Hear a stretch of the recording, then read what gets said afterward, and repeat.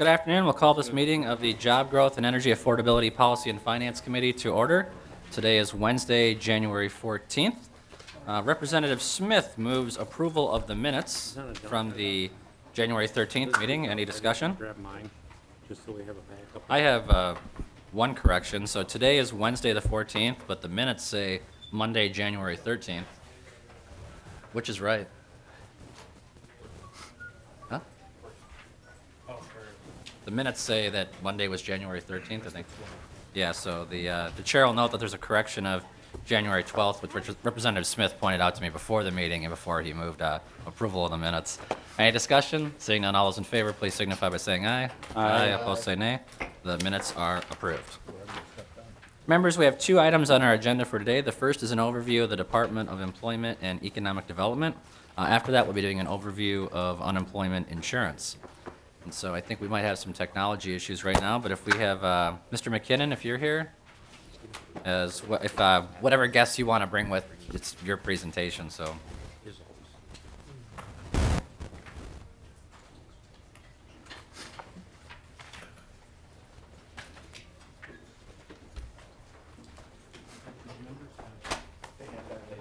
Hey, Peggy.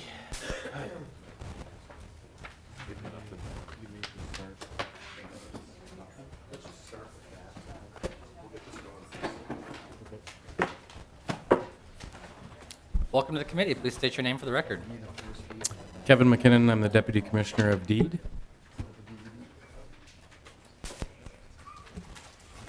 Thank you, Mr. Chair. In lieu of the technology problems that we're having right now, I think all of you have the handout with you. And there's a number of slides in here that we'll be going through. And once we get the computer up and running, we can hopefully switch to that. Sorry about this. Mr. Chair, members of the committee, thank you for inviting Deed to present to you today. As mentioned, I'm Kevin McKinnon, the Deputy Commissioner of Economic Development. And I'd also like to introduce my colleague, Jeremy Hanson-Willis, who is the Deputy Commissioner for Workforce Development at our department. Our Commissioner, Katie Clark-Sieben, sends her regrets. I think as many of you may know, she is expecting twins and is on doctor-ordered bed rest. Though she can't be here in person, she is available by phone and by email to members if they should have any questions, as she is telecommuting and working full-time from home. As you know, DEED is the state's principal economic development agency. Our mission is to enhance the economic success of individuals, businesses, and communities. We have over 1,500 dedicated statewide staff that support our workforce development, economic development, and research and analysis programs, all working together to make Minnesota more competitive. Our budget's about $800 million, 500 of which comes from the federal government, 200 of which is general funds, and about 100 million from other funds. We've also handed out summaries, I believe, of the work that we've done in each of your legislative districts. We're currently updating this for 2014, so what you see before you is 2013's version. We'll get you the new versions as soon as possible. Wonderful. Can you go to slide 3, Jeremy? Right here. Good. We're on slide 3 here. As mentioned, our work falls into 3 primary groups: workforce development, economic development, and our operations division. As you can see in the organizational structure, our operations division includes our administrative, fiscal, human resource, government affairs, team communications, labor market office, economic analysis unit, and agency performance management. Our workforce development division includes disability determination, the Governor's Workforce Development Council, State Services for the Blind, unemployment insurance, vocational rehab services in the Workforce Development Division. And finally, our economic development area includes the Office of Broadband, the Minnesota Trade Office, and the Business Community Development Division. We also oversee the work of the Independent Public Facilities Authority and Explore Minnesota Tourism. As you'll see, we'll group these programs a little differently today than they appear in your MMB summary narratives. Within the operations section of DEED, I wanted to talk about a little bit more visible unit that we have there. Our research and analysis teams provide expert analysis of the labor market conditions and trends, economic impact, and program performance that serve businesses, job seekers, and communities across the state. In particular, DEED is home to the Minnesota State Labor Market Information Office, which is funded by the Federal Bureau of Labor Statistics. Our LMI team produces a number of data tools that help drive our work to ensure businesses have the workers that they need and that Minnesotans have opportunities for quality employment. We found over the years that this data has been invaluable to both members of the legislature as well as your constituents. Some of the trends that we study are quarterly statistics on employment and wages, job vacancy estimates, occupational employment and wage estimates, demographics of unemployment insurance claimants, business dynamics, and occupations in demand. So from an economic snapshot perspective, these data show that our economy is strong and growing stronger. At 3.7%, our unemployment rate is the lowest that it's been since 2001, and much lower than the national unemployment rate of 5.8%. We attained pre-recessionary levels of employment in 2014. We also saw unemployment benefits claims drop to the lowest level since before the recession last year. We've added 50,000 jobs in the last year alone, 230,000 seasonally adjusted jobs since the end of the recession in September of 2009. This success today and in the past is not by accident. The question before us today is how do we keep this momentum going in an environment where the only constant is change? And how can Minnesota compete and win in the 21st century global economy? What has helped us thrive in the past is what will continue to grow our success in the future, along with conscious investments in talent, innovation, and trade. Our first unit that we'll talk about is economic development, for which I'm responsible for. Our charge is to make sure that Minnesota is always a place that business can thrive and grow, and we're seeing the fruits of that labor every day as we help existing businesses expand and add new jobs, as well as welcome new businesses to the state. Our business assistance units provide tools for starting a business, managing a business, financing a business, expanding or relocating a business. Our trade office is focused on an important piece of creating a healthy economy, strong exports, and foreign direct investment. Our community assistance programs, including our broadband development, provide important tools to build strong communities where businesses can grow and thrive. Almost everything that we do is in partnership with city and county governments, public and private partnerships, and other community-based organizations. We could not do this work without them, and they also rely upon these state programs to make their area competitive and certainly to help their business community grow. The Business Community Development Division operates a number of programs and provides financial and technical assistance to businesses, communities, and economic development professionals across the state in support of the job creation, expansion, attraction, and retention of businesses in and to Minnesota. Within this part of the agency, we have several business units with distinct purposes. Our business development specialists, of which we have 6, 5 are located and stationed in greater Minnesota, and 1 is stationed in the Twin Cities. These folks work closely with companies, local units of government, and other development organizations to help businesses locate and expand in their communities. A lot of work goes into facilitating expansions and bringing new businesses into Minnesota, and this team helps guide and steer that process in concert with all of our partners. As the world continues to shrink and our economy becomes more globalized, the competition for attracting fast-growing companies and stable investments is fierce. Businesses often have a variety of worldwide locations they consider for expansions, and particularly when site location attributes and assets are similar, it takes a competitive financial package to make these job creation opportunities a reality. And in that spirit, we operate the Business Finance Office that runs loan and grant programs that help companies and communities retain existing jobs and create new ones. Even with the investments made in 2013 that I'll talk about later, our programs remain very modest in this area compared to those offered by many other states. And the resources that we do have, however, do give us a seat at the table and the opportunity to highlight our excellent workforce, our high quality of life, and many other business advantages that we have here in Minnesota. Not all businesses are eligible for deed programs. Qualifying businesses must meet specific job creation and wage goals. Some are more general in nature. Some are targeted on different regions of the state. Some on targeted industries and targeted groups of people. Some of the business finance programs are well known, such as the Minnesota Investment Fund and the Job Creation Fund. These are our two primary programs to attract and retain high-quality jobs. Minnesota Investment Fund dollars are actually dispersed to local governments who then provide loans to private businesses. The program provides a cap of up to $1 million available in loans per project to support capital investment and job creation.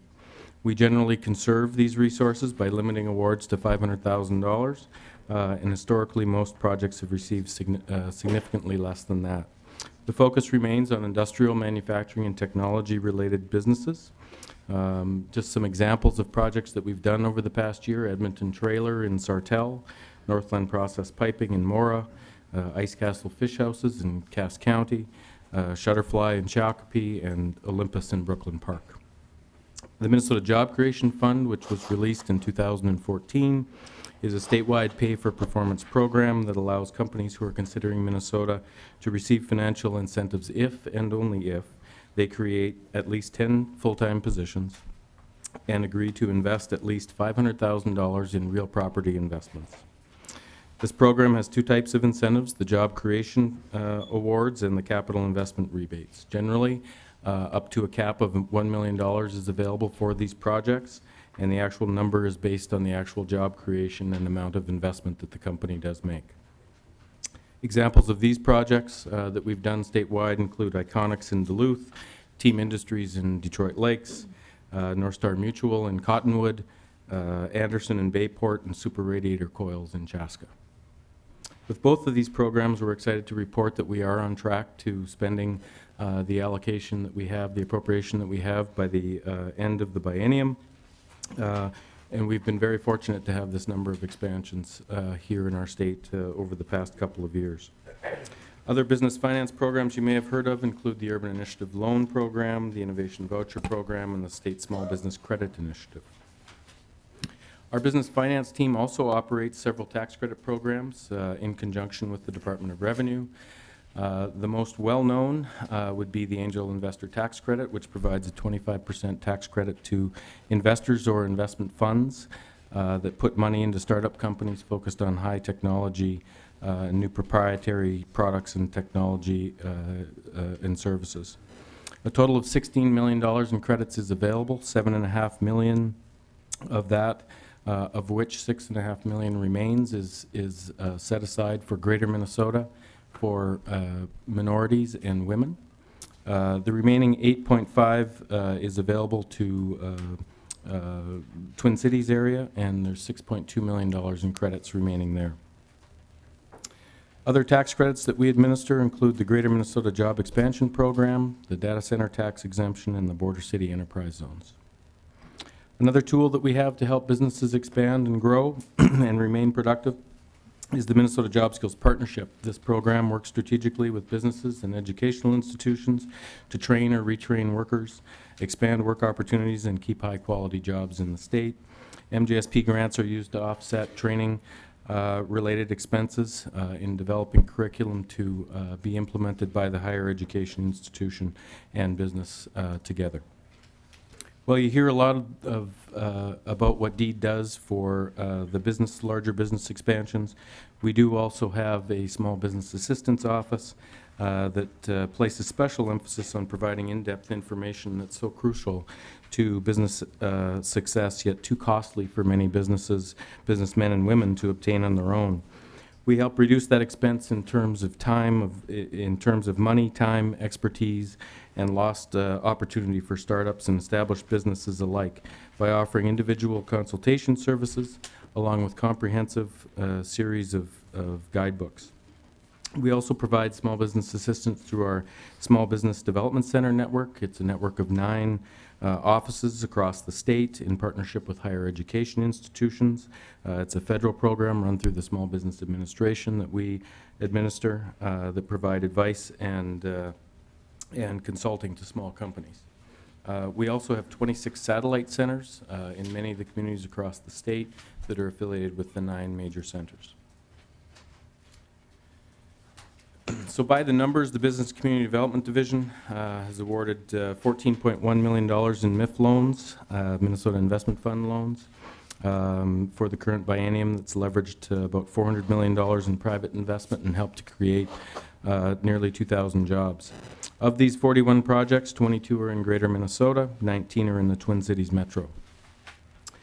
As far as the Job Creation Fund, about $13.5 million has been awarded from that program that has helped spur $251 million in projected spending and helped to create over 1,300 new jobs.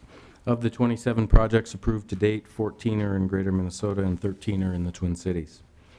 Our programs also have leveraged $50 million in early stage investments through the Angel Tax Credit Program, trained more than 10,000 workers through our Job Skills Partnership, assisted more than almost 30,000 small business clients through our SBDC and Small Business Assistance Office.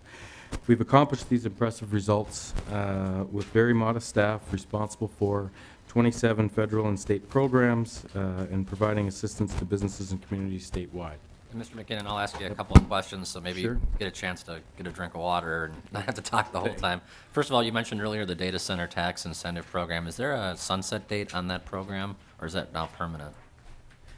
It offers 20 years. I believe it's through, I could get you the date on that. I believe it's through 2045 or 2049. We can get you the exact date on that. And can you just run through the particulars of what that program is, how it works?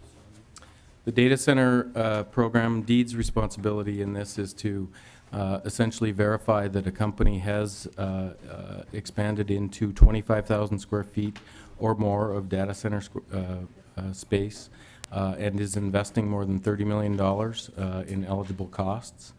And for that, there's a sales tax exemption that exists for 20 years. And so our role is to verify that. Obviously, the Department of Revenue is the one that actually approves that. We do the initial approval. And then my second question would be, can you just tell the members of the committee, we see that DEED has 51.4 FTEs. What does a 0.4 FTE look like? How do you work with that kind of person? The 51.4 would be a function of the number of staff. Mr. that- McKinnon, it wasn't a serious question. I was telling you. Yeah, thank you, yeah. If you actually want to answer the question seriously, I guess you can go ahead. but- It's the amount of monies that we have dedicated to employees, and whether or not we have a .4 or not, I don't believe we do. Representative Mahoney.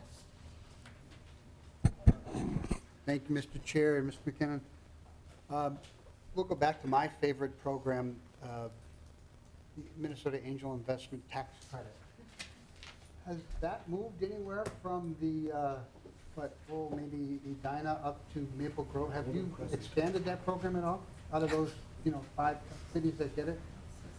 Mr. McKinnon. Mr. Chair, members, yes, the program has expanded with $7.5 million available in Greater Minnesota and to minorities and to women.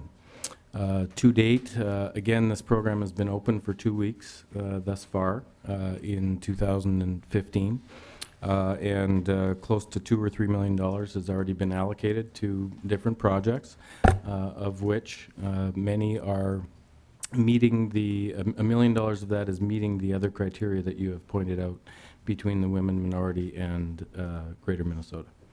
As far as plotting where they are to date, we have not done that. Representative Mahoney. And Mr. Chair, and to the members of the committee, those who have been on this committee understand, and Mr. McKinnon also understands where I was going. For 5 years, the Angel Investment Tax Credit essentially was Western Hennepin County, $50 million tax credit for Western Hennepin County, and not by it was just our mistake. We took the word of the venture capitalists that they would actually get in their cars and drive to other places around the state. And I would love to get an update on where, I think you just said that $1 million, Mr. McKenna, I think you just said $1 million went out in the last 2 weeks. That was in Greater Minnesota. Is there a way that you can update me or the committee weekly, monthly, quarterly on where this money is going? Because I'm fearful that it will fall into the same old habit. So can you update us on where that money is going, whether it's probably not today, but in the next week or two? Mr. McKinnon, and after you answer Representative Mahoney's question, if maybe you could just provide a very brief overview for members of the committee who may not be familiar with the Angel Investor Tax Credit Program. Mr. McKinnon. Mr. Chair, members, yes, we can provide an overview and update periodically here, as well as posted on our website, which we do as well. The $1 million that actually is out, I'm not exactly sure right now if that's Greater Minnesota, if that's women, if it's minorities, but we can certainly get the update to that. The Angel Tax Credit Program, as I mentioned earlier, is a 25% tax credit for investors in funds and investment funds that invest in early-stage technology companies here in the state. It is a very successful program that we've had since 2010, I believe. And normally in the year, we're allocated about $16 million in credits. Those credits are typically used up within the first month or two of the year, which then makes it available to the investors who make qualified investments in the companies. Once they make those investments in the companies, they realize the credit and are able to claim that on their taxes the following year. Thank you. Representative Mahoney, any follow-up? Representative Fabian. Thank you, Mr. Chair. Well, just to follow up a little bit on the venture capital, I believe it was last year in Chair Mahoney's committee, we had some testimony on venture capital, and if I remember correctly, there had been a significant decrease in the amount of venture capital that comes into the state of Minnesota. So when you bring the other information that Chair Mahoney was talking about, could you also bring something that would give us some sort of a historical perspective and kind of the trend lines in a year-by-year basis on venture capital? Mr. McKinnon. Mr. Chair, Representative Fabian, absolutely. Thank you. That's available. Representative Baker.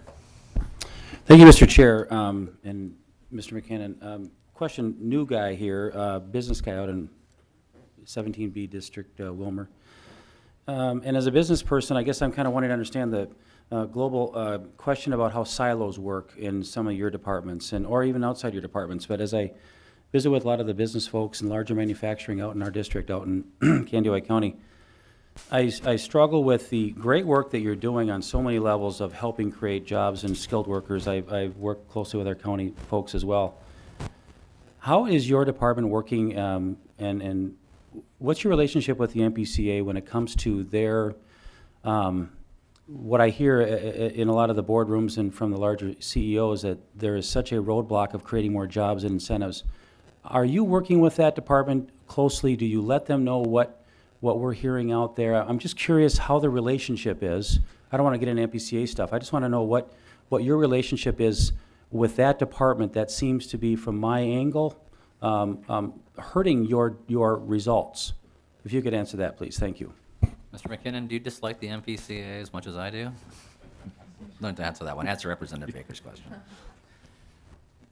Mr. Chair, Representative Baker. Our relationship with the MPCA is obviously good, a sister agency. We do coordinate something called the Minnesota Business First Stop team, which is essentially a group of 9 commissioners throughout several agencies that actually touch projects related to permitting and other things that other agencies can bring to the table when we do have business development projects.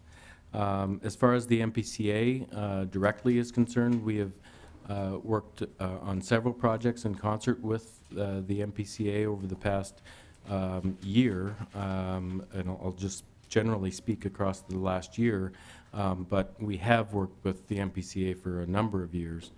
This is not new. Over the past year, we've worked on several projects, and primarily around the air permitting area. If manufacturers are doing paint booths and those types of things, the MPCA has been helpful, certainly to us and certainly to the businesses that we've worked with in helping to arrange and let people know what they need to do in order to get that permit. Representative Baker. Thank you. Thank you. All right, any other questions? Mr. McKinnon, if you could continue with your presentation. Thank you. Next slide, please. Jeremy? We also know that to attract and keep businesses, jobs, and people, communities need many things. Sound housing, ample commercial and industrial property, healthy drinking water, wastewater, solid infrastructure, and so on. To make these more affordable, we provide financial assistance to communities statewide for projects that help them stay vital and better position them for new economic growth. Our community assistance programs include the redevelopment program, which helps communities with the cost of redeveloping blighted industrial, residential, or commercial sites and putting that land back into productive use. And we also have the contamination cleanup and investigation program, which helps pay for the assessment and cleaning of contaminated sites for public or private development. We operate several other infrastructure programs, such as the Greater Minnesota Business Development Public Infrastructure Program, the Innovative Business Development Public Infrastructure Program, and the Transportation Economic Development Program. We're also responsible for managing a large number of public projects that are passed by the legislature and the governor in the even years. 32 projects in last session. More recently, DEED has begun to focus more on the critical role that broadband access plays in economic development. Policymakers set a number of critical goals in 2010, and chief among them was that the state of Minnesota committed to achieving border-to-border access to moderate levels of broadband service to every home in the state by 2015. Number 2 was achieving a top ranking among states in the adoption and use of broadband technologies. Approximately 75% of Minnesota households have access to broadband at or above state speed goals. Over 300,000 households still need such service. The Office of Broadband Development, which was created at DEED, serves as a focal point for Minnesota's efforts to achieve a leadership position in the availability, speed, and use of broadband to ensure that our citizens and our communities are able to fully participate in today's digital society and have increased access to economic, health, education, and social opportunities statewide. Estimates suggest that the total statewide cost of achieving broadband goals is somewhere between $900 million and $3.2 billion. But the state of Minnesota is only one piece of that. There are several contributors that, including the federal government and private providers, that will continue to build infrastructure into underserved areas where they can achieve strong returns on investment. Infrastructure funding allows DEED to address the needs left unmet by the private sector in areas that are not otherwise on providers' investment horizon. By the numbers, our community assistance programs, I know I mentioned that we manage a lot of pass-through funding from the previous year. We do about $180 million in bonding and public infrastructure programs. That's leveraged by about $180 million in match funding. About 25%, as I mentioned earlier, of our households still do not have access to high-speed broadband access as of April of 2014. And later this month, we expect to serve just under 7,000 households with the fiscal year 15 funding that was appropriated to DEED in the amount of $20 million for the border-to-border broadband program. Mr. McKinnon, we have a question from a member here, Representative Fabian. Thank you, Mr. Chair. Mr. McKinnon, you talked a little bit about broadband and state and federal dollars here in Minnesota. How are those two coordinated? You know, who is responsible for kind of bringing those two programs together so there's not duplication and so forth? Mr. McKinnon. Mr. Chair, Representative Fabian. In our process that we have to evaluate grants, we obviously look at funding sources and what sources are already in there and what other sources of funding that our communities and projects have asked for, which often includes federal dollars as well. There's a great relationship that already exists between our broadband director, Dana McKenzie, and certainly the FCC and others at the federal level. And so there is coordination amongst that as to who can fund what and at what levels. There already is that coordination and will continue along that path as we implement these grants. Representative Fabian. Thank you, Mr. Chair. And Mr. McKinnon, the dollars that we appropriated in the last legislative sessions, do those leverage federal, are there any leverages of federal dollars along those lines, do you know? Mr. McKinnon. Mr. Chair, Representative Fabian, I believe there are federal dollars in a lot of those programs, or in some of those projects. In other cases, some projects that we wouldn't need to put our money into are taken care of with the federal dollars, and some projects that the federal government isn't participating in, we will take those. We've taken those projects. Mr. McKinnon. Next slide, please. Finally, in the Economic Development Division, our Minnesota Trade Office exists to promote economic prosperity by increasing the state's export and foreign direct investment. Exports of manufactured goods, services, and agricultural commodities to foreign countries are an extremely important part of Minnesota's economy, accounting for $33 billion in revenue annually and tens of thousands of jobs statewide. This is important because these goods are worth more on a global market, they take higher skill to make, and thus bringing more money back into the state of Minnesota that can then be recirculated amongst our economy. Through training and expertise that small and mid-sized companies need to export goods and services successfully worldwide, the Trade Office helps Minnesota companies turn opportunities into profits in foreign markets across the globe. Our international trade reps guide companies through the challenges of conducting international business, from basic guidance to companies new to exporting, to technical, regulatory, and logistical information for more experienced companies, to market intelligence and research, to the art of conducting business across borders and cultural exchanges. Our trade reps have answers to the most pressing questions. We also provide direct assistance to Minnesota's manufacturers and service providers, focusing primarily on small and medium-sized companies. Several programs provide grants, loans, and others that help new exporters make their first foreign sales or help current exporters expand into new markets. Our STEP program, which is a state export program, our largest program in this area, provides financial and technical assistance to qualifying Minnesota businesses with an active interest in exporting products and services to foreign markets. Participants in this program that are eligible for up to $7,500 to help them establish contacts and markets outside of the U.S. Maybe first-time exporters or companies that are currently exporting but are interested in expanding their markets. Finally, in this area, we maintain 4 offices across the globe in key international markets, including Brazil, China, Germany, and South Korea. This is not only to help foreign companies explore investments here back into Minnesota, but also to help our companies access those markets across the globe. I think the committee's going to have to visit some of those locations to research those offices. Representative Clark. Thank you, Mr. Chairman. In the last couple of years, we directed some resources and concern to the Trade Office to try to help us utilize our East African population here in terms of the concentration, largest diaspora, for example, of Somali people and so on. And I'm just wondering if you can give me an update on how that's going, how we're doing with that effort. Mr. McKinnon. Mr. Chair, Representative, I would respectfully ask that I could get back to you with that information. Okay. I'm not up to speed with where they are with that initiative at the moment, but Okay. be happy to get you the most up-to-date information. Thank you. Representative Mahoney.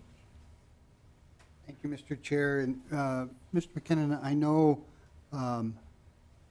3 of the 4 offices have just been opened in in the recent past. So I would suspect you get the most activity through your China office.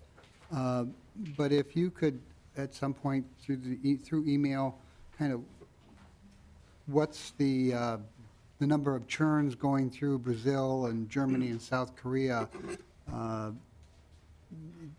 and how much you believe, or if there's any way of measuring how much our trade has increased with the Brazil, Germany, and South Korea, because those are the three new offices China's been around for a long time. And if you could just pass that along to myself or the committee assistant, and he could pass it out to the committee, I'd appreciate it. Mr. McKinnon, is the one in Germany, is that in Dusseldorf? It is Yeah, okay. in Dusseldorf, yes. Any other questions from members of the committee before we continue with the presentation? Please continue. Thank you. So by the numbers, with our trade office, about 1,000 organizations received export assistance. Almost 1,200 people attended our training seminars that we do to outreach to companies to get them interested in exporting. That was a general overview of our economic development programs. Now, please, the chair, I'd like to turn it over to my colleague. Before we do that, Representative Vogel has a question. Representative Vogel. And Mr. Chair, Mr. McKenna, just curious, there's a lot of bonding that's going on. Where is that authorized and then monitored? Mr. McKinnon. Mr. Chair, members, the bonding is authorized for us in many of these pass-through appropriations, obviously by the legislature and what the governor agrees to in the even year session. Other bonding appropriations that we get for the Greater Minnesota Business Public Infrastructure Program, we would get an allocation of, let's say, $5 million, and a community would then apply to us, and we would make sure that they meet the guidelines and then implement a portion of that. We offer about up to $500,000 for those types of deals. Representative Mahoney. Mr. Chair, and I am going to give some of our new committee members a heads up. Whenever DEED uses as a pass-through for bonding dollars, all those dollars, they have to do, they have to be owned by a public entity. So you can't do that. You can't use any bonding dollars for any private job creation. And you have to be careful because the last biennium, there was a substantial amount of cash that was put in so that they could get around that. Hopefully, the new chair will continue that trend. Of getting around it, or? Getting around the state ownership or the public ownership of job creation, or facilities that are being used for job creation. Just a heads up, and check where the bond money can be used before you plan on asking DEED to help your communities with it. Any other questions from members of the committee? All right, we'll move on to the workforce development portion of the meeting. Welcome to the committee, and please state your name for the record so 100 years from now they know who you are. Thank you, Mr. Chair, members of the committee. My name is Jeremy Hanson Willis, and I am the Deputy Commissioner at DEED for Workforce Development. And thank you for having us here today to give you an overview of the workforce programs that we administer and run at DEED. As you know, workforce development is a key component of keeping Minnesota economically competitive. DEED has a number of programs and services that we administer to connect employees to employers of all backgrounds, including adults from communities of color, adults with disabilities, and young people. We operate a number of these services connected to our statewide network of workforce centers that provide resources for all Minnesotans who need help getting forward with their career. These services are critical to help people achieve their career goals, to support themselves and their families. Before I dive directly into the programs of our workforce division, I think it's important to take a brief moment and set the context for the economy that we're in right now and our labor force as a whole. When companies outside of Minnesota are looking to expand or relocate, Minnesota is often on the short list because we have what every company needs. a highly qualified workforce that will get the job done. Minnesota's economy is currently on track, growing jobs and new opportunities for people throughout the state. As Kevin noted, we've added more than 200,000 jobs in the last 5 years. Minnesota ranks 3rd in the nation for our labor force participation, 4th in the nation for people with a high school degree, and 11th in the nation for people with a bachelor's degree or higher. From CNBC to Forbes to the Kauffman Foundation, Minnesota is often recognized for its high quality of life and excellent workforce. That said, currently we face series of challenges facing our economic resurgence. First is the fact that not all Minnesotans are enjoying this economic resurgence, and second of all, that our labor force is undergoing dramatic changes. As large numbers of baby boomers retire, an estimated 215,000 individuals will leave the workforce in the coming years. As you can see from this chart, by just the 2020s, we anticipate that labor force growth rate in our state will be at record low levels as these aging trends continue. This looming labor shortage is the greatest challenge facing Minnesota's continued economic growth, which will have adverse effects on both the economic security of Minnesota workers and the ability of Minnesota businesses to thrive. Simply put, we need all Minnesotans who want to work participating in the labor force in order to meet the demands of our growing economy. To address these trends, DEED is focused on several types of employment disparities that exist in our state, disparities by race and ethnicity, by people with disabilities, and young people. As our population gets older, it's also diversifying both ethnically and racially. Nearly all of the population growth in Minnesota for the last 12 years has been in communities of color, and this trend will continue. These communities of color were hit harder by the recession and have recovered more slowly since the recession. While the overall unemployment rate is at 3.7%, Black Minnesotans, for example, experience unemployment of 10%. Hispanic and American Indian Minnesotans also face significantly higher unemployment rates. These disparities based on race and ethnicity have a devastating effect on many Minnesotans, their livelihoods, their families, and their economic security. In light of this looming labor shortage, these disparities also signify a missed opportunity for our economy, a great untapped resource with enormous potential to benefit the growth and shared prosperity for Minnesota businesses throughout the state. Young people also have employment disparities in our state. Unemployment for Minnesota young people ages 16 to 24 is nearly 10%, more than twice the overall unemployment rate. And since Minnesota young workers are the most diverse, this high unemployment rate disproportionately affects young people of color. In addition to the financial benefits, employment provides young people with a chance to acquire occupational skills and broader employment, such as communication, teamwork, and problem-solving skills that will help them become valuable members of the workforce into the future. We also need to address the employment disparities among people with disabilities. 12% of Minnesota's population, age 16 and over, has a disability. The employment rate for these individuals is 24%, compared with 83% of the broader population.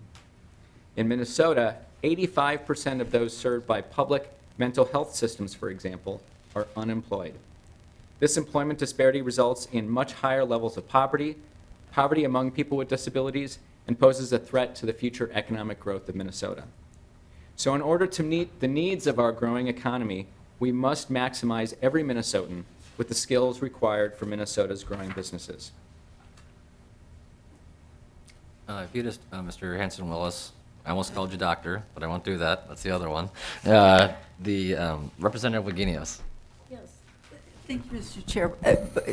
Before you go on, one of the things that, and this maximizing workforce is all to the good, but one of the things we heard about a week ago from the state demographer was we are experiencing out-migration of millennials.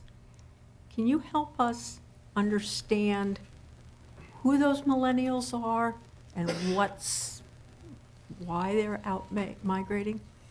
Mr. Hanson Willis. Mr. Chair, members of the committee, not being the state demographer, I don't know if I'm the best person to suggest the reason behind all of those trends.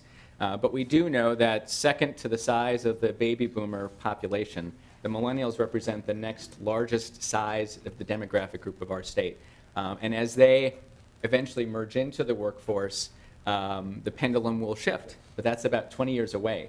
And so we know that we have the immediate need to respond to the aging of our baby boomers, as well as making sure that we are a place that millennials continue to call home and making sure that they have the opportunities to find employment here in Minnesota.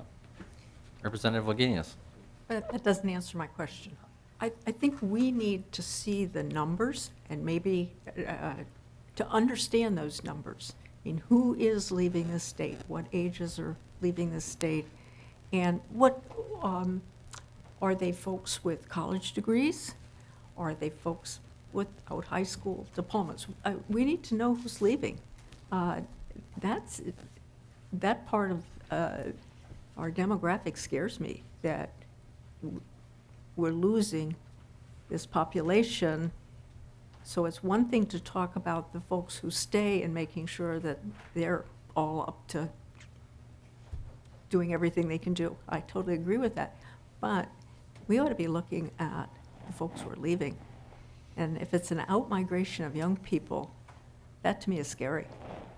Well, Representative Wagenius, I think you bring up a good point. Maybe one of the items we'll add to a future committee agenda is we'll have the Office of Demography come in, or the State Demographic Office, what they're called. Maybe we'll have them come in. We could spend probably a committee hearing just talking about the demographic shifts that have taken place in Minnesota in the last 20 years and understanding where that's going under a larger umbrella of nationwide what's happening. So, for example, one of the many factors that's influencing behavior is culturally, we're just becoming less tolerant of cold weather. There's just a lot of factors that are playing into that, but when you give people the option of shoveling snow in May or not shoveling snow in May, they tend to choose not to shovel snow in May. But I think it's a really good point that maybe we should have the demography office come in. We can talk about that. Representative Wagenius. Well, thank you. I think it'd be good to understand how many of those folks are the folks who don't want to shovel snow in May, and how many of them would actually like to go skiing in February. I mean, I think we need to be able to really dive deeply into why we're losing those folks. You know, if snow is the problem, perhaps you and Representative Newberger can work together. We can expand Sherco. We'll warm the state up even more, and We things will could be do fine. Representative Johnson. Hold on, Representative Johnson, we'll get to you, Representative Mahoney, don't worry. Or you can ignore me and go ahead and talk anyways, Representative Mahoney. Earlier today, you said you needed to be more careful. of Yeah, I your know. wording. It sounded funny inside my head. Thank you. Representative Johnson. Thank you, Mr. Chair. My question is, are you going to be proposing some new solutions or some kind of coordinated effort to deal with these employment disparities? Because I assume what has been going on hasn't worked as well as we hope. And then will you be providing, or do you have some base numbers that we can look at it and then compare at a later date to see what improvements have been made in this area? Mr. Hanson-Willis. Yes, Mr. Chair, members of the committee. Much of my presentation today will talk about the programs that we have actually designed to address this challenge. Obviously, DEED is one agency, even in the state government, is one player to address racial disparities in employment. Obviously, it's a high priority for us. We believe that we have programs in place that are helping to make a difference. So stay tuned, and if you have additional questions about what we are or could be doing, we can take those later. But that's what I'll be getting to in just a minute. Representative Johnson. And then the base numbers, do you have actual numbers with respect to the disparities? So that we could look at, that you could provide? Mr. Yes, Hanson-Willis. Mr. Chair, Representative Johnson, yes, we can provide employment and unemployment breakdown numbers by age, gender, race, geography. Yes. Very good. So we'll take questions from Representative Metza and O'Neill, and then we're going to let Mr. Hanson-Willis get back to his presentation. Representative Metza. Thank you, Mr. Chair. More just a point of clarification for my constituents back home. We love snow. Okay, great. And I was wondering if we might be able to get a carve-out from that broad general statement for the range. Yeah, you bet. Representative O'Neill. Thank you, Chair. I actually have a real question. Mr. Hanson-Willis, you had mentioned about the disability population here in Minnesota, that it's about 12% ages 16 and above, and only 24% are actually employed. Do you have that as a comparison across the nation, and how do we rank? Mr. Hanson-Willis. Mr. Chair, members, I don't have that information in front of me or off the top of my head at the moment. Generally, I think Minnesota is considered to have a robust system to help people with disabilities find employment, but to provide the exact numbers, I'd want to get back to you with that. If you could, please, that'd be of great Representative O'Neill. interest to me. Thank you. Then was there, I didn't realize Representative Metz's question was going to be that quick. Was there another question? Representative Newberger, and then we'll move on with the presentation. Thank you, Mr. Chair. The question that I have is, I have 3 daughters. They're young adults. They've all entered the workforce.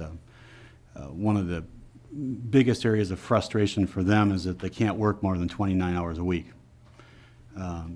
All 3 of them are working at different places, and it's proven to be quite a hardship. 2 of my daughters have to work 2 jobs because they can't work full-time at their 1 job. So would you just touch on a little bit the 29-hour rule, how that's affected our employment numbers, and how that's kind of affected the state as a whole? If you just touch on that, what's your opinion on that? Mr. Hanson-Willis. Mr. Chair, members, unfortunately, that's a little bit outside of the scope of our agency in my experience. We'd be glad to connect you with the Department of Labor and Industry or other department that would be better able to answer that question. So, thank you. Any additional questions? Then we'll continue with the presentation. Well, thank you, Mr. Chair. And as clearly as important as setting this context and understanding their environment is, we actually do have a lot of programs that I'm eager to talk about today that are helping us respond to these challenges. Now, one of our most critical tools in helping keep our workforce strong is our unemployment insurance division. This program provides unemployment insurance to individuals and employers and provides stability to local economies by helping to maintain spending during economic downturn, support dislocated workers while they obtain training so they can re-enter the labor market, and ensures that skilled workers do not leave an area in search of other work during periods of unemployment. Now, I won't go into more detail here because following our presentation, you will be hearing a more detailed overview of our unemployment insurance program by our director, Mr. Rick Caligiuri.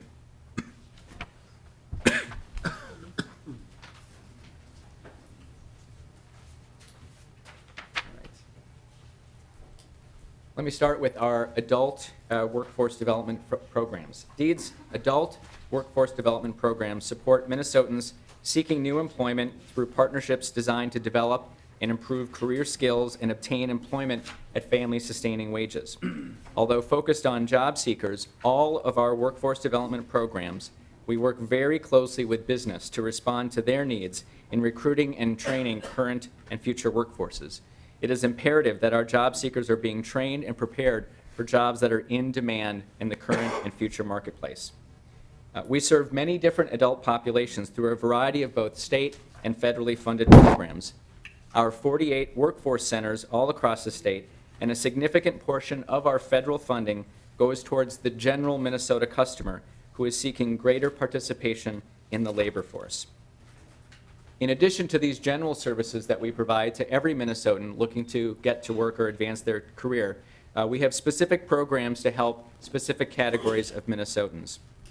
DEED helps workers who have lost their job through no fault of their own with the help of finding a new career. The Dislocated Worker Program, which is funded with both state and federal money, assists laid-off workers in returning to a job with comparable wages and benefits.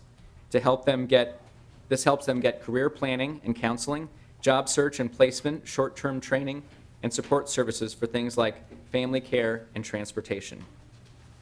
Educationally underprepared adults who face barriers to employment are served by 2 complementary programs.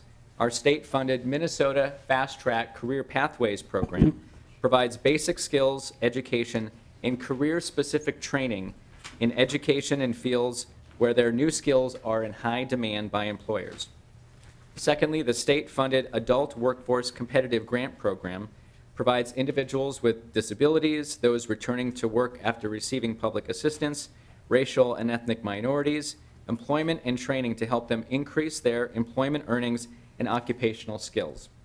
Now, these state funds have been particularly important and crucial in this area, where again, our federal funding is mostly used to provide general training and support to the general Minnesota customer, and these state dollars allow us much more flexibility and financial support to serve some of these specific Minnesotans with their specific needs. DEED also administers a federally funded program for veterans that provides job readiness, assessment, preparation, and job placement for veterans. Our Veteran Employment Services staff are veterans themselves, bringing firsthand knowledge and experience to this important program.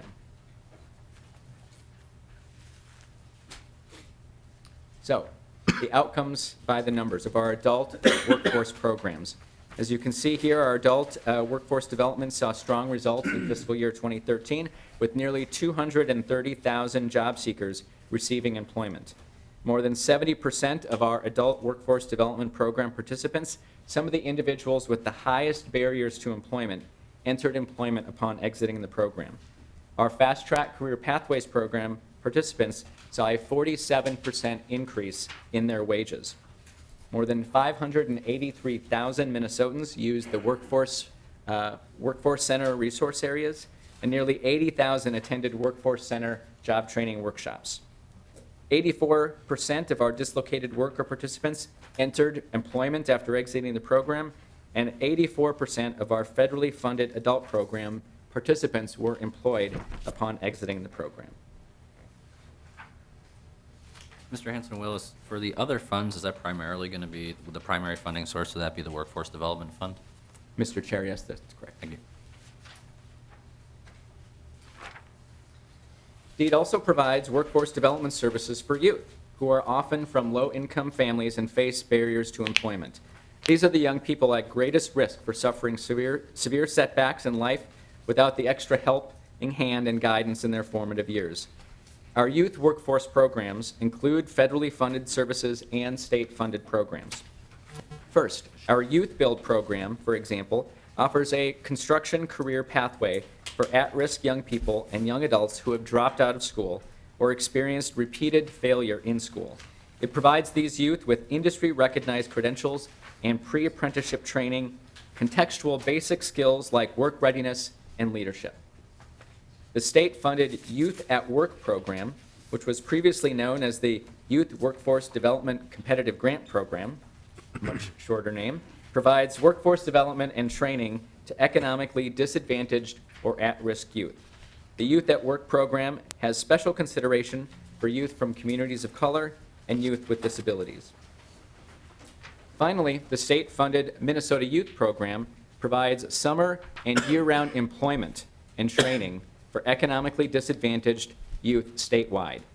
The Minnesota Youth Programs allows these youth to apply classroom skills and abilities to real work settings while earning a paycheck. So the outcome numbers for our youth workforce development programs. More than 3,800 of our youth were served under the federal programs in partnership with our local workforce boards and youth councils. The older youth in these programs that were served, 81% entered employment, 92% retained employment, 60% attained a credential or degree, all well above the federal goals that are established for Minnesota. For the Youth Build, 409 youth were served by the Youth Build program, 93% of whom obtained a high school diploma or GED. 85% of Youth Build participants entered employment, post-secondary education, apprenticeships, or the military, and 93% earned an industry-recognized credential other than a diploma or a GED. Our Youth at Work program saw 9,400 youth served by this program, 98% of whom received career planning advice. And lastly, the Minnesota Youth Program served nearly 3,400 youth, 90% of whom attained work readiness and education goals. DEED also serves people with disabilities. Our vocational rehabilitation program supports Minnesotans whose disabilities cause severe and serious functional limitations to achieve their employment goals. More than 300 vocational rehabilitation counselors within the Minnesota workforce system deliver these services that include vocational evaluation, training, counseling, assistive technology, and job placement. This program is jointly funded by the state and federal governments. Some customers receive also post-employment assistance. Our state-funded extended employment program provides ongoing employment support services to Minnesotans with significant disabilities to help them not only maintain but advance their employment. The programs contract with 31 community programs that provide this important ongoing support to meet the needs of people with disabilities who want to work and employers who need qualified workers. We also provide specialized support for people with serious mental illness. Our state-funded individual placement and support program is a unique collaborative model between multiple agencies that meets the unique needs of this very specialized population. This model includes long-term job supports, helping individuals not only find work, but have training and retraining for on-the-job tasks, managing changes both in the work and non-work environment to help them continue to advance in their career. IPS, the Individual Placement and Support Program, is different in that it provides these employment services within an individual's overall mental health treatment. And finally, our Independent Living Program helps Minnesotans with disabilities to live with greater independence, contribute their talents and creativity, expand their options, and secure their basic rights in areas such as housing, transportation, education, and employment. These services are funded through state and federal grants to 8 community-based centers for independent learning and include things like independent living skills, counseling, support groups, transportation assistance to work, work modification, and other services. Now, many of these services that are provided for people with disabilities are delivered through collaborative partnerships across the state. For example, our vocational rehabilitation program leverages significant federal funding through these public-private partnerships, and nearly 80% of these services are federally funded. So the outcome numbers for this work with people with disabilities and our vocational rehabilitation effort shows that in fiscal year 14, our vocational rehabilitation division served more than 19,000 Minnesotans. More than 2,800 obtained employment through our vocational rehabilitation. The individual placement and support program helped 1,200 customers served with 58% attaining employment, returning a total wages of $2.6 million for our economy. In the independent living program, more than 7,000 people were served. In the extended employment program, nearly 5,000 people were helped, generating almost $28 million in wages for them and Minnesota's economy. And through these wages earned by the program participants, the vocational rehab program achieves a return on investment of these dollars of nearly $9 for every $1 invested. DEED also helps Minnesotans who have vision loss or other disabilities such as learning disabilities or dyslexia that make reading difficult and employment a challenge. Now, we see a dramatic shift in Minnesota as the aging of our demographic. We anticipate the need for these services to potentially quadruple in future years. Our state services for the blind are comprehensive and designed to help individuals achieve personal and vocational independence and include providing adaptive technology and training to help these individuals meet the demands of today's workplace, as well as training in managing finances and travel and cane usage. For senior services, we provide seniors who are facing vision loss with tools and training and technology to remain independent and in their homes. And lastly, our communications center provides materials in accessible formats such as Braille, audio, and e-text, or education to help people maintain their independence. Mr. Hanson-Willis, we have a question from Representative Clark. Well, thank you, Mr. Chairman. I was just very pleased to see that when you got to the vocational rehab division, you did give a number of the return on investment, almost $9 for every dollar invested. It's impressive, and I'm just wondering, I know that the youth programs have an impressive ROI too, and I'm just wondering, I didn't see that number here. Do you have that, or could you get that? And I just think throughout, whenever we're talking about what it takes to train people in the workforce, it's really helpful to know how that investment pays off. So if we could get those numbers, and it helps us when we're deciding where to make our priorities. Mr. Hanson-Willis. Mr. Chair, Representative Clark, we'd be glad to get you some of that information. Thank you. Thank you for asking. Representative Mahoney. Thank you, Mr. Chair, and to the testifier, thank you for the presentation.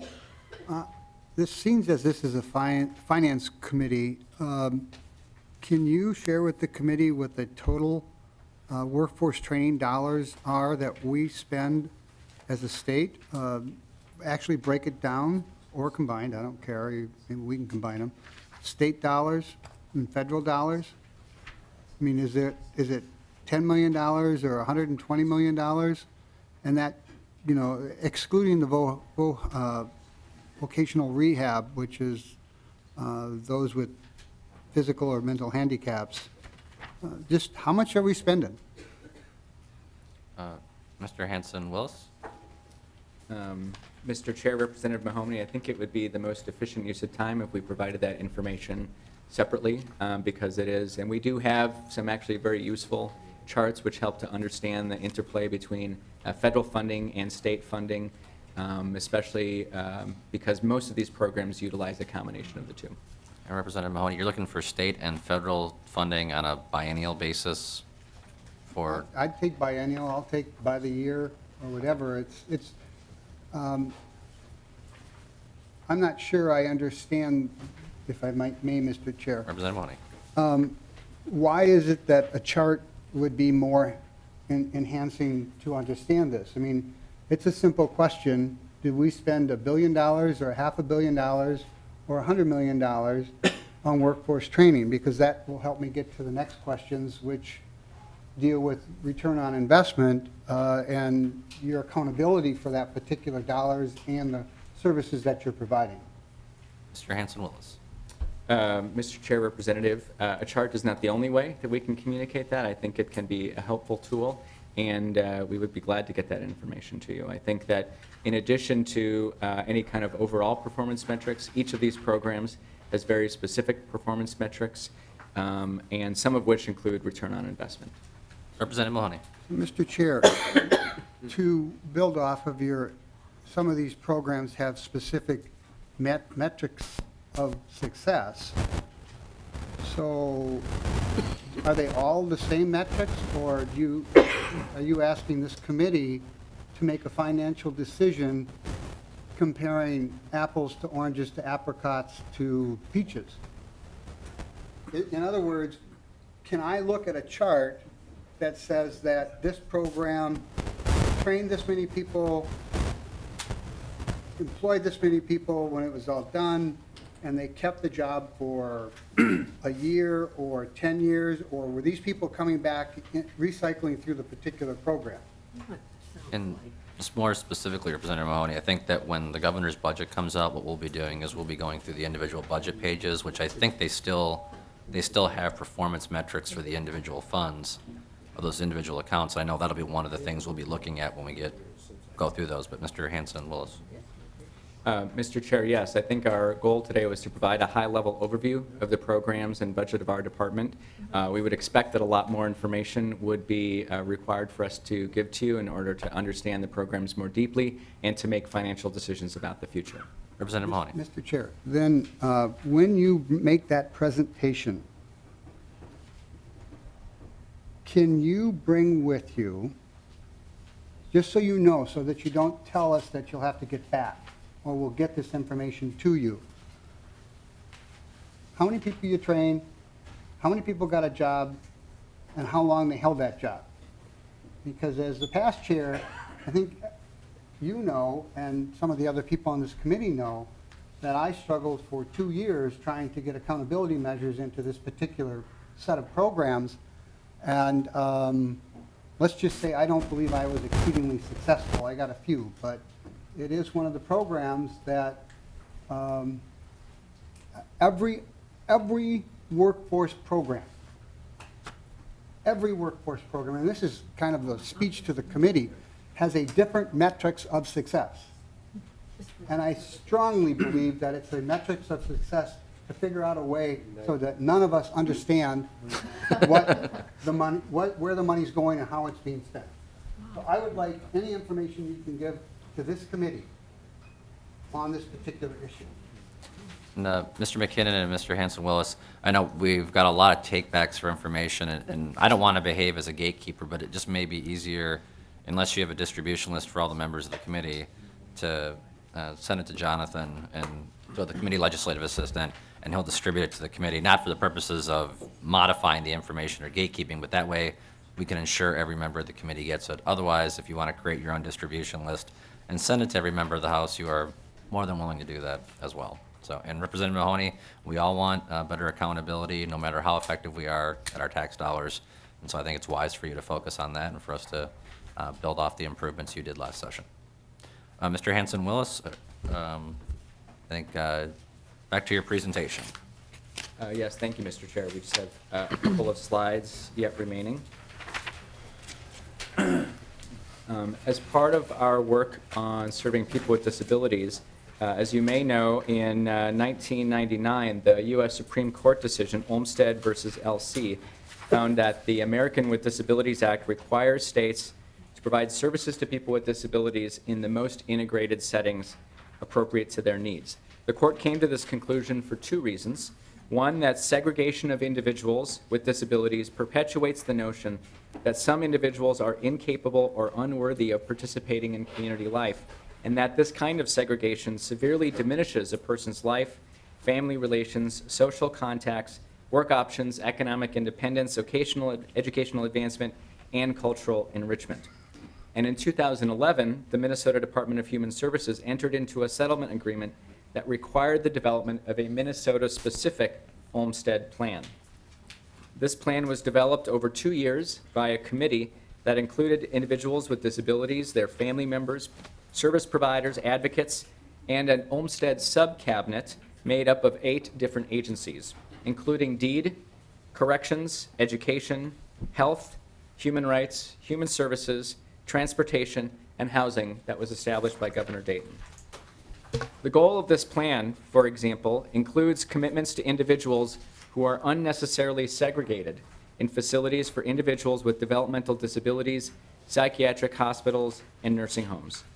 To implement this plan upon the agreed-upon timeline, the state has established an Olmstead Implementation Office. DEED is the fiscal agent for this office, but we work with all of the agencies involved in state government to support the work of this office to implement the Olmstead Plan. Now, as a part of this, DEED is especially involved with implementing the Olmstead Plan requirements related to employment opportunities for people with disabilities. Both our vocational rehab services and state services for the blind staff are making changes to our programs to give customers more opportunities to receive employment services in the most integrated settings possible. Ultimately, we are committed to ensuring that Minnesotans with disabilities have the opportunity to be close to family, friends, to live independently, to engage in productive employment, and fully participate in community life. Federal court monitors are watching closely the progress of Minnesota's Olmstead Plan and ensuring that we comply with the settlement agreement. Some of the reforms we need to make cannot be accomplished overnight, but we, as DEED, working with the other agencies, are committed to working hard to achieve these goals. Chair. Now, lastly, Mr. Chair and members, I just want to acknowledge that DEED, of course, is not doing this work alone. We are but one agency with many partners. And what this last slide is hopefully helping to symbolize is the continuum of services and the other institutions and agencies which we work with to make sure that Minnesota has the best workforce in the world. The Department of Education, the Office of Higher Education, Department of Labor and Industry, Housing Finance, the University of Minnesota, our MnSCU system, our K-12 system, are all key partners in creating strategies to strengthen our workforce to make sure that we continue our economic prosperity and meet the needs of businesses. Now, these services of the various agencies do complement each other and must complement each other to meet the various needs of the populations that we all seek to serve. And we work in close partnership with these agencies along this continuum to make sure that we have the world's best workforce and that keeps our economy growing.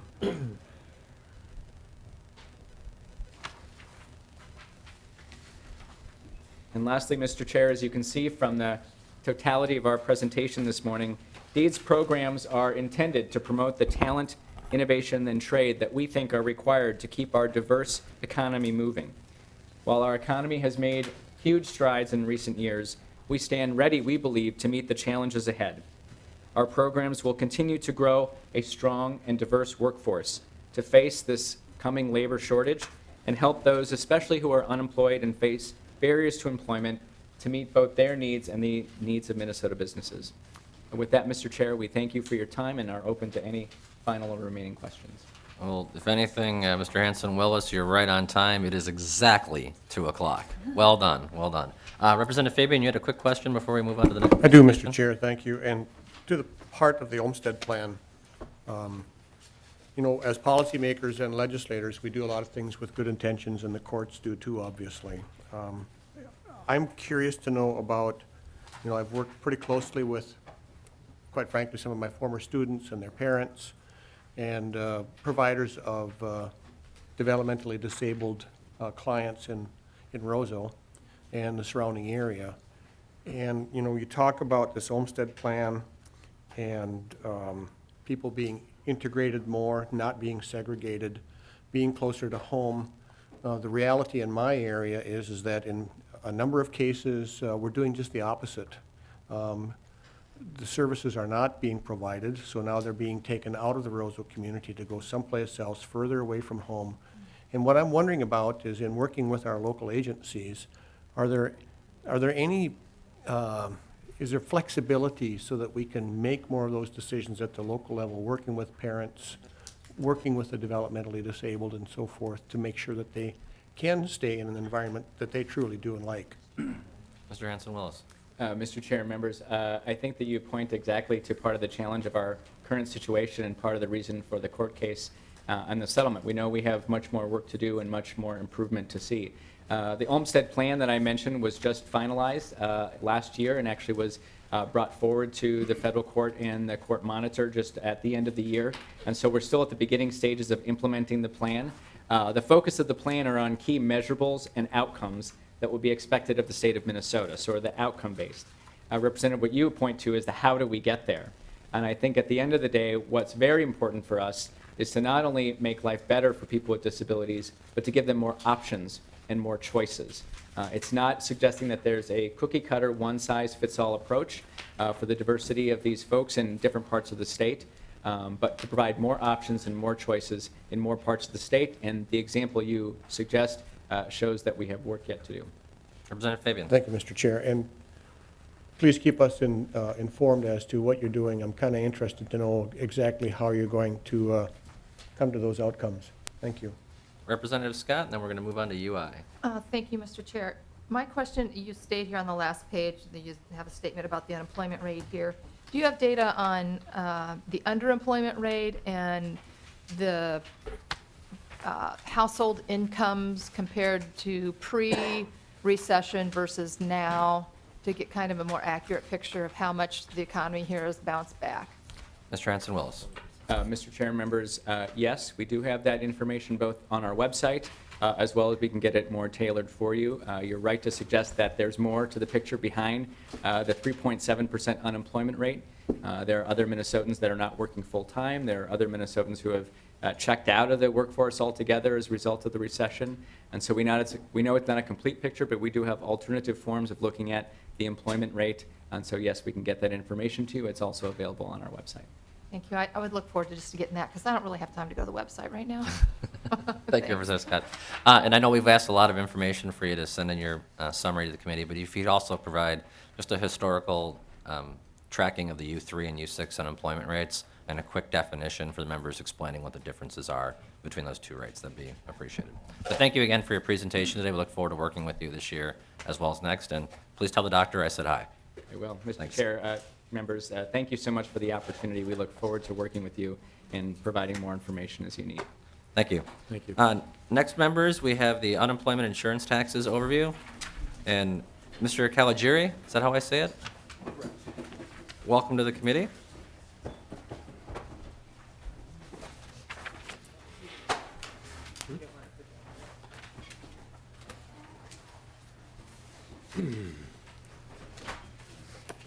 And we have a copy of your presentation. Are you going to be using the monitors or not? Mr. Chair, members, no, I'm not going to actually be going through that presentation. I provided that to you. It has a lot of information about the tax and financing side. I'm going to probably give you a little more general overview. Mr. Chair, members, for the record, my name is Rick Caligiuri, and I am the Director of the Unemployment Insurance Program at DEED, and with me is my Director of Appeals and Legal Affairs, Craig Gustafson, and Craig will provide some additional testimony as well. Basically, based on feedback that I've gotten from staff, I gauged that the interest of the committee was primarily on the financing side, so I provided a lot of information in this handout. But basically, the unemployment insurance program and running an unemployment insurance program, there are three components to it. First of all, there's the tax and finance side. We do collect taxes from Minnesota employers. Unemployment insurance system is funded 100% from employers, a payroll tax on employers. And then there's the benefit side, paying benefits to individuals who have been laid off through no fault of their own. And it is not an entitlement program, it's an eligibility-based program. Those individuals have to meet all the criteria of eligibility. And then thirdly, there's a legal aspect as well, and Craig heads that up. We do appeals. It's a formal judiciary process where individuals and employers can appeal determinations. We do about anywhere from 20 to 30,000 UI appeals in a year. Mr. Chair, members, the state of the unemployment insurance system in Minnesota is very good. We were all states were challenged with the Great Recession. That was a huge challenge for every unemployment insurance system across the nation. About 36 states, Minnesota included, went deeply into debt because we collect the taxes from the employers. It goes into a federal fund. Each state has their own account in Washington, and it's called your state trust fund, and that's where you pay your benefits out of that trust fund. So the trick is for each state to manage a trust fund and their taxing situation such that they can basically run a pay-as-you-go kind of system. We are mandated by the federal government to have an experience-based system such that employers who lay off more pay more. And we have that in place as well, as do all states. There are some varieties among states of how it's done. The overall structure in Minnesota has been established over the last few decades by the legislature. And we also have a UI advisory council. And I think one of the successes of Minnesota, because we did recover very quickly from the recession, we were probably at the worst point in the recession, $700 million in debt to the federal government. And when the state trust fund runs out, the feds automatically advance you money. And again, about 36 states went into the red. I think there are still about 20 states that have not climbed out of debt. Wow. Minnesota came out of debt about 2 years ago. For example, Wisconsin, I believe, our neighbor state, Wisconsin, just came out of debt last quarter. And as I said, we've been out of debt for 2 years. So the way the system works is basically, going back to the basic, there's a federal unemployment insurance tax, and that's the federal agencies handle that, we don't. And then on top of that, there are state unemployment insurance taxes that are based, the focus of those is to maintain a trust fund where you can pay benefits. The other major dynamic about Minnesota is our seasonality. We have basically a little mini recession every year about Thanksgiving because of our weather and our climate and our construction industry and roofing and gravel pits and resorts, et cetera. We're the most seasonal state in the United States. Maine is a close second. About 42% of the claims that are filed in any given year are folks who are seasonal and will go back to work to the employer. They're attached to an employer. About 58% of the claims we see in a year, they're permanent layoffs. So we do have this very, very seasonal dynamic. We're in our busy season right now. Minnesota also has one of the most technologically advanced systems in the United States. We were the first to fully automate all components, all three components of the unemployment insurance system. We were the first state to do that in 2007. In fact, the second state to do all three components that were integrated came up last year. So really, there are only still 2 states where all 3 components of the program are automated and integrated. This is a system that works very well. 90% of our claims are filed online, and the other 10% come through a call center. And our call center at this time of year in a busy week, we can do anywhere from 30 to 35,000 calls a week. All states operate with online claims and call centers, and with our call center, I'm proud to say that we try to keep our wait times to under a minute, and we're the only state that can do that as well. There are 18 federal measures that we're measured on by the federal government. We're consistently in the top 5 states, and the other 4 states are much smaller than us. So we run a very efficient system. As you would probably guess, our volume is decreasing significantly.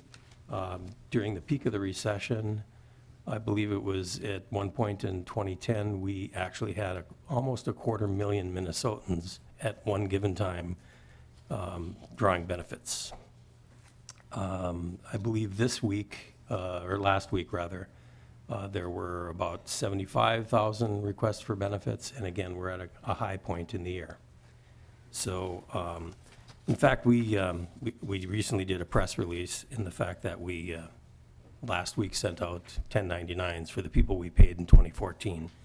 We sent out 178,649 1099s. That compares to, in 2009, we sent out 351,458 1099s. So the claims load is dropping, and the taxes are dropping. If you will recall, the legislature enacted and passed a tax cut 2 sessions ago that went into effect last year, calendar year 2014, enabling about $295 million tax cut to employers. There's a tail to that and an additional tax cut this year, as well as the fact that when we tax employers, there's a base tax rate that's assessed to every employer, and on top of that, there's an experience rating that's an additional tax based on their experience laying off people. And due to the fact that we look back 4 years to calculate the experience rates, the benefit year that just dropped off was a high benefit year. So experience rates will be plummeting this year. So we anticipate with the tail of the tax cut that the legislature passed 2 years ago, which would be about a little over $50 million this year, we think we project there will be about another $220 to $225 million cut to employers this year with declining experience rates. So basically, the taxes are plummeting, and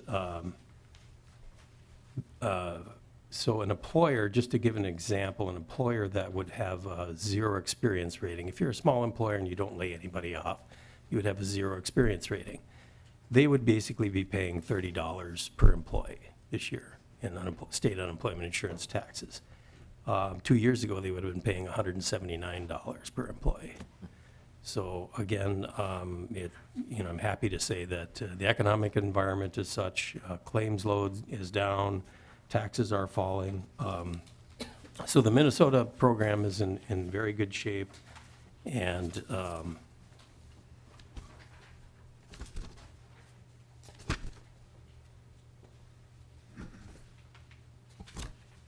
I think at this point, not knowing what you want to know, I'll probably just open it up to questions. If you need any more questions on the tax side or the benefits side. Again, things are running very smoothly. We do have, by the way, this advisory council that helps oversee the public policy around unemployment insurance. It used to be a statutory council. It was taken out of statute in the early 90s when the legislature asked to remove a lot of statutory boards and councils, but we've been operating it all along. And almost anyone that has a vested interest in unemployment insurance policy is on that council, the chambers there, organized labor, advocates like Legal Aid are there, the staffing associations. We have several legislators there. I believe 3 legislators from this committee are on our, Representative O'Neill has been on for a couple of years. Representative Mahoney is on the advisory council. And I'm not sure if Representative Gunther is on this committee, but he's been on the council for a number of years. And staff members also attend the council meetings. We convene the council every year to go over policy issues and vet any potential statutory changes we need. And we usually have a bill every year because, again, we have to maintain conformity with federal law. And when we find issues that are either technical or housekeeping or conformity issues, we have to bring those forward. We vet them with the council. And if there's no controversy, we go forward and with a bill with the legislature. We probably will be having a bill this year. So at any rate, at this point, I think I'll turn it over to questions and answer any kind of questions you might have. Sure. Well, let me start just a couple of quick questions. So in your handout, you mentioned that there is, when we were in a recession, Minnesota, any other state, when it's borrowing from the federal government, they charge us interest. Now at a time when we have a surplus, first question is, are our dollars held in the federal repository? Second of all, do they pay us interest?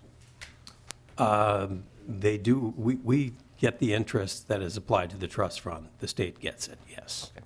They do pay us interest on the money we have in the trust fund. Okay, good. Representative Scott, then Hortman. Thank you, Mr. Chair.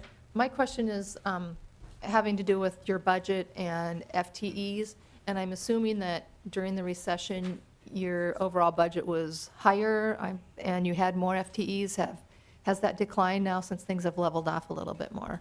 And if so, if you have any of the numbers in your head, that'd be great. If not, we could take those too by email. Mr. Caligiuri. Mr. Chair, members, there is a fluctuation. Obviously, during the peak of the recession, we had more staff. I think we were at peak at about 500 FTEs during the peak of the recession. I think we're down to about 380 some now. We did not have to lay anybody off. That was all done through attrition. So we have a lot of baby boomers. There's lots of retirements that happen. You probably are aware that many state agencies have very aged workforce.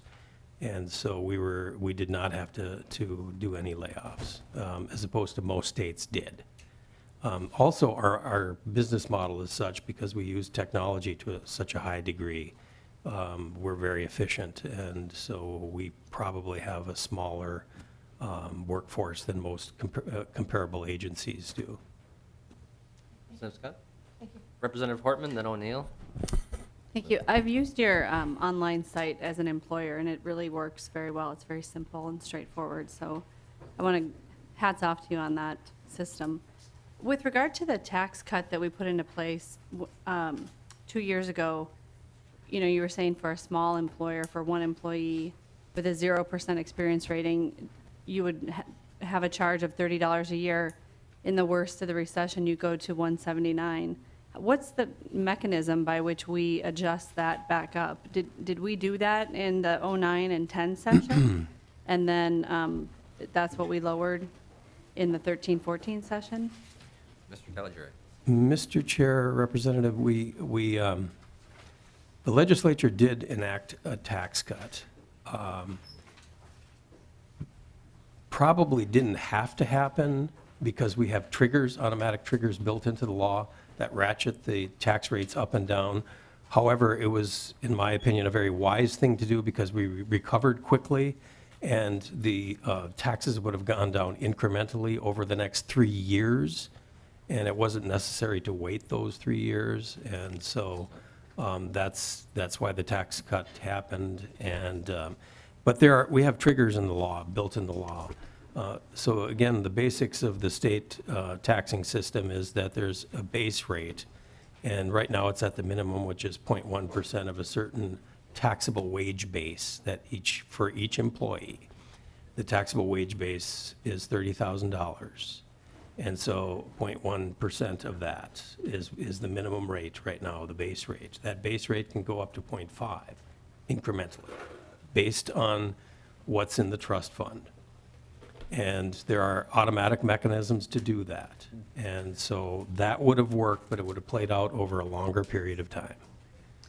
Representative Portman. Yeah, follow up. So on this upswing side, when you need more money to pay out more benefits in a recession, does the trigger ratchet up pretty quickly on employers? Mr. Caligiuri. Mr. Chair, Representative, there is a lag. The whole system works with a lag. There's, the unemployment happens and it gets paid for eventually. So, but the mechanisms are in place, and when the economy is in recession, we're paying out huge payouts, and the fund is going down, at certain levels, those tax rates ratchet up. Thank you. Very helpful. Representative O'Neill, then Lunan. Representative O'Neill. Thank you, Chair. Rick, that was wonderful to work with you on the Unemployment Insurance Advisory Council. It was a lot of fun, and I did have the opportunity to tour DEED, and you are correct, it's one of the most efficient and organized agencies I have toured. It's wonderful. I do have a question about the trust fund. Right now, in your documents here, you said it's 1.4 billion. Where's kind of the sweet spot of where we would like it to be that, to cover all of the expenses in a safe zone, so to speak? Mr. Caligiuri. Mr. Chair, Representative, the trick in maintaining this system and the public policy of the taxation side is to have a trust fund that is sufficient to be able to meet seasonal unemployment like we experience, again, being the most seasonal state in the United States, and also, perhaps a minor recession. There's only one state that I know of that taxes high and keeps a gigantic trust fund and did not go into debt in the Great Recession. That's the state of Washington. But then they continually tax their employers at a high level. So again, as you referred to, there's kind of a sweet spot. My own personal opinion is I think we're kind of at that sweet spot. Our revenue will go down a little bit this year. I think it's at its high point at 1.4 billion right now. But believe me, these funds can go fast. And when the Great Recession hit, we paid out about $1.6, $1.7 billion in 6 quarters, and went from a little under 600 million in the positive to, 600 and some million in debt. We eventually went to 700 million. And that can happen very quickly. But the federal government would like us to have more money. They have a measure Federal called... government thinks we don't have enough money? The guys who rack up 600 billion a year say we don't have enough money. That's good. That's The good. federal government has a rating for states, and they put out a report last March rating all the states in the solvency of their trust fund, and they kind of had us coming out of the red into the little pink area. I think that their estimates are overstated, and they use their methodology for calculating what's needed for solvency is a little overstated. But again, in concert with all of with business and organized labor and legislators that are on the council and past legislators, I believe that the system worked well for this recession. We paid our way out very quickly. In retrospect, it was probably a wise thing. There are some states that bonded on the private market. It was probably wise that we did not do that. The bonding folks were definitely approaching us because basically when the recession happened, the first thing Congress did with ERA was in the Stimulus Act was push money out to states to make sure unemployment insurance benefits and systems were working, paying unemployed people. And they actually did not charge us for the debt for the first 2 years. There was no interest. And then the interest kicked in on the 3rd year. So in retrospect, our policy and the way we structure our fund worked very well. We climbed out quickly. Many states did not. As I said, still nearly 20 states. I believe Pennsylvania bonded, and I think that their bonds will not be paid back until 2024. I think we'll have another recession before then, so. Statistically speaking, yeah. Representative O'Neill. Thank you. O'Neill. Sorry, O'Neill. Were you done, Representative O'Neill? I do have a follow-up, thank you. Yeah, Representative O'Neill. Thank you, Chair. Thank you. And so it sounds like we've got tax cuts coming yet. There were about 200 or 220 million yet, which would bring it down to that 1.2 billion. Is that kind of where we want to be, or is it closer to like 1 billion? Is there any room left to make, maybe give a little bit back to the businesses, and are we kind of at where we need to be? Mr. Caligiuri.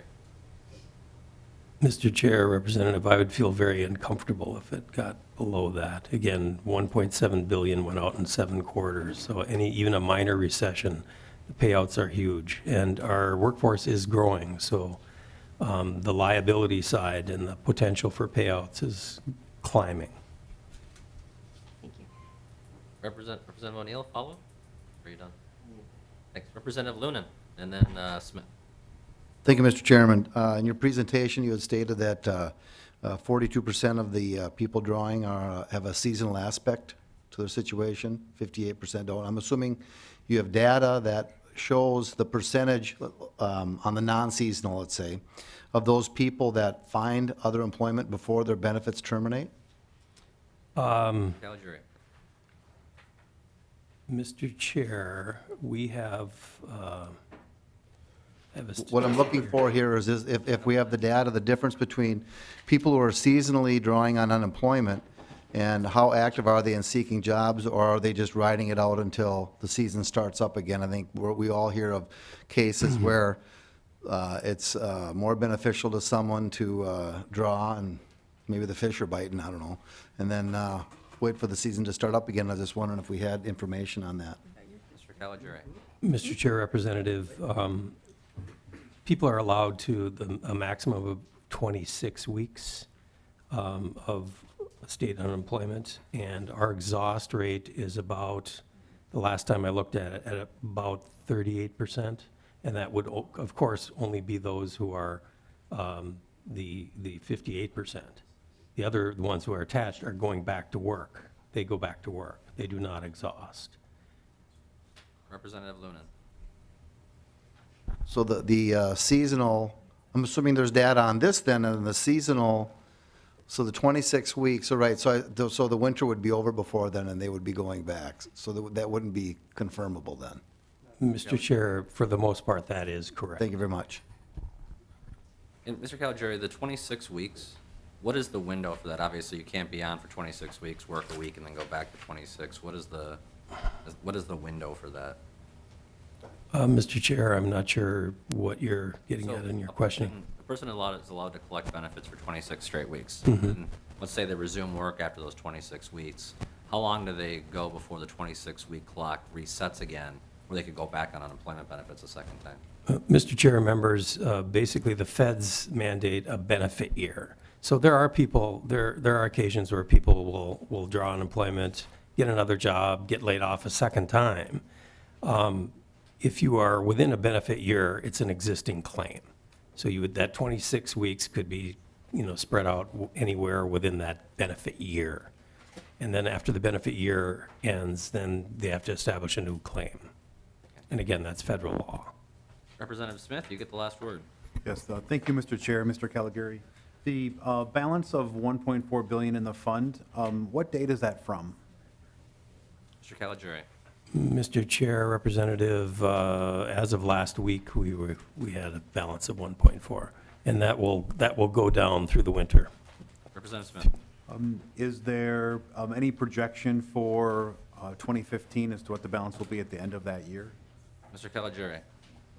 Mr. Chair, Representative, I project that the peak balance for 2015 will be about 1.2 billion, if the economy continues as it is right now.